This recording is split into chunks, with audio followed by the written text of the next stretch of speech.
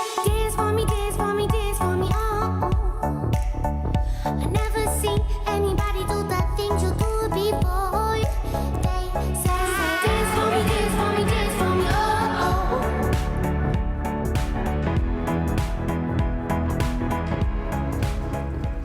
oh. Je suis ravie de vous recevoir. Bonjour Claire. Bonjour Vanessa. Alors Claire Morel, vous êtes donc carcassière. C'est quoi une carcassière ? C'est une personne qui fabrique des carcasses d'abat-jour et par extension toutes sortes de structures en fil de fer, électrifiées ou pas. Je ne connaissais pas du tout ce terme. C'est un métier qui est assez rare. C'est un métier assez rare Ouais. Que je ne connaissais pas non plus il y a encore 5 ans Ouais. et que j'ai découvert par hasard et que j'ai décidé de pratiquer Ouais. suite à des hasards et des rencontres.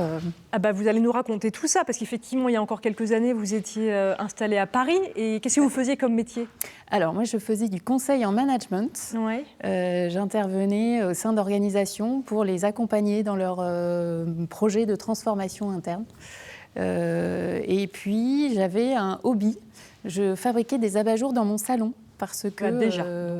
Déjà, j'avais une attirance pour les luminaires. Ouais. J'aime beaucoup les tissus fleuris et je voulais avoir des tissus fleuris sur mes abat-jours. D'accord. Et donc, j'ai décidé d'apprendre à fabriquer ces abat-jours, puisque dans le commerce, on n'en trouvait pas.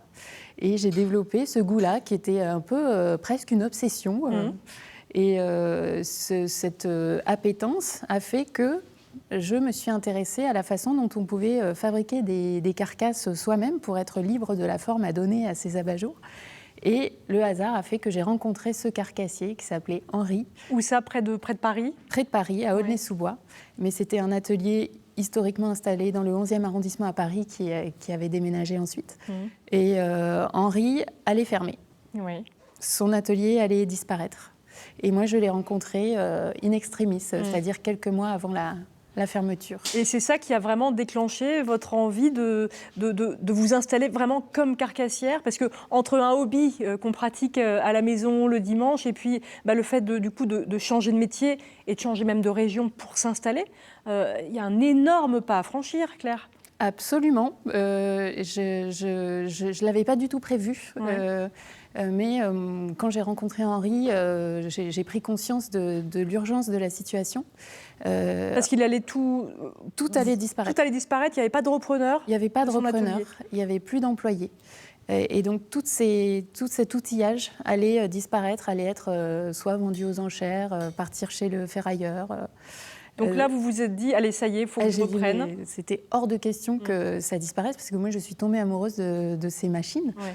De ces outils. On sent qu'il y a eu des années de travail dessus. Ce sont des outils qui ont été fabriqués par les ouvriers parce que ça n'existe pas forcément ailleurs. Et non, je me suis dit, c'est hors de question que ça disparaisse. Alors, vous n'avez pas repris l'atelier à Aulnay, vous avez repris les machines et tout le matériel et vous êtes allé vous installer en Corrèze, à Messac. Absolument. Pourquoi la Corrèze ? Pourquoi la Corrèze ? Parce que c'était alors c'est pas ma terre natale, mais c'est la terre où j'ai grandi. Et j'habitais à Paris depuis 10 ans et même si j'adore Paris, je sentais que j'avais un grand besoin de verdure et de campagne. Ouais. Et donc je me suis dit c'est le moment. J'ai tout emmené, on a tout empaqueté et on a tout descendu en Corrèze. Là, ça fait combien de temps que vous êtes installée en Corrèze ? Ça fait 5 ans. 5 ans, donc carcassière en Corrèze. Vous dites aussi, j'ai lu ça quelque part, que toutes ces vieilles machines que vous avez rapatriées, c'est un peu comme des vieilles recettes, des vieux livres de cuisine. Absolument, oui. Parce que il y a plein de modèles qui ont été fabriqués. C'est-à-dire que ce qui est vraiment attendrissant dans ce savoir-faire, c'est qu'on peut tout envisager de créer. C'est-à-dire avec du fil de fer, on peut tout faire et il y a une infinie de possibilités. Donc il faut être créatif. Il faut être créatif. Et ces modèles qui existent sont en effet des livres de recettes parce que ça me montre comment les structures ont été montées, comment elles ont été soudées, comment elles ont été assemblées. Ouais. Comment vous faites ? Vous faites des collections. Là, on voit que vous avez apporté sur le plateau de lampes avec un peu des ailes d'ange, c'est ça ? Absolument. C'est une même collection ? Oui, c'est ma première collection de luminaires. Donc j'ai tenu à créer en même temps, en même temps que je je pouvais fabriquer et je voulais en même temps Aller jusqu'au bout finalement, voilà. et créer vraiment un luminaire en entier. et fabriquer, accompagner tout le processus. Et voilà, c'est la première collection que je propose. Ce sont des ailes d'anges, des anges à qui vous pouvez laisser des petits messages. D'accord.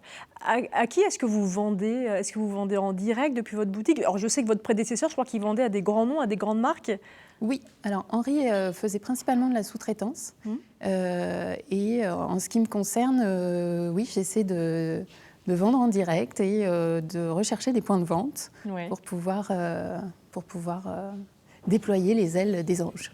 On peut aller aussi évidemment sur votre site internet, atelierjourdelune.com. Oui. Voilà, pour voir tout ce que vous faites. Vous dites aussi que le métal, finalement, c'est un matériau qui est très, très masculin.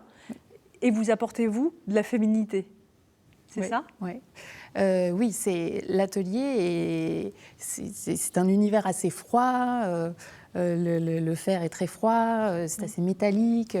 Ça peut être même un peu rebutant au premier abord. Et c'est vrai que moi, je tiens à apporter une touche de poésie. Et ça se retrouve même dans la décoration de mon atelier, où j'adore mettre des bouquets de fleurs, par exemple, dans mon atelier.